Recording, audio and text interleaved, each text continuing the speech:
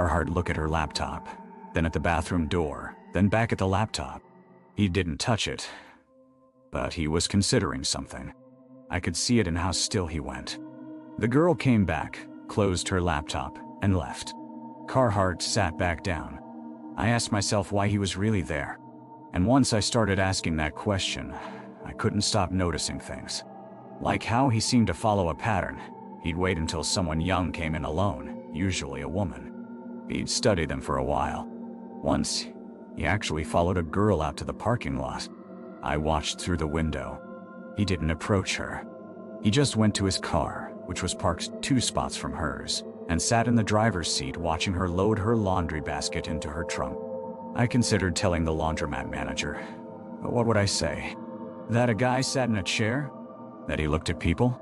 That he occasionally left at the same time as other customers? It sounds crazy when you say it out loud, but it kept eating at me.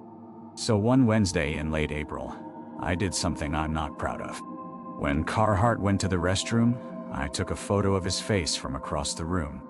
It wasn't a great photo, blurry, taken from my phone, but I posted it on a local community forum asking if anyone recognized him. I didn't say anything specific. I just said I was concerned about someone's behavior at a specific laundromat and was trying to get a sense of whether I was being paranoid. Within 3 hours, I got a private message from a woman. She said she recognized the guy. Said his name was Richard Voss. Said she was pretty sure he was the reason her sister had gone missing 2 years ago. She told me that her sister, Emily, had gone to a laundromat near the University District in 2022. She was doing laundry late at night, and the next morning, Emily's car was found in a parking garage 3 miles away, but Emily wasn't in it. There was blood on the driver's seat. A lot of blood. The police investigated, but Richard Voss was never charged with anything. There was no physical evidence linking him to the crime.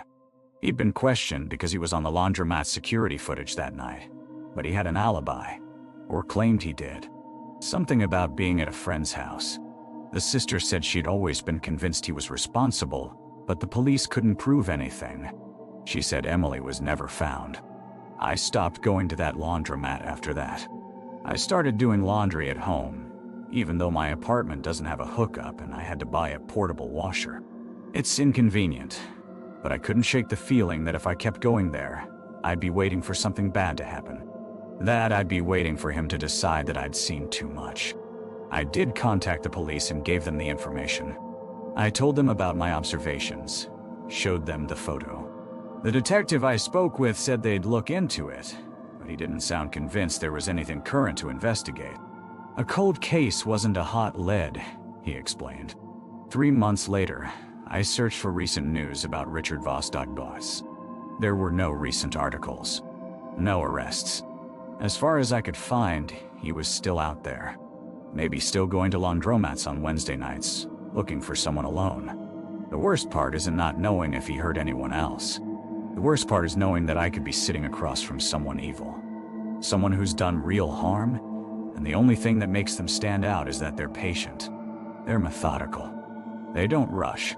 They just watch, and wait, and study the people around them until they find the right moment. And how would any of us even know we're being watched until it's too late?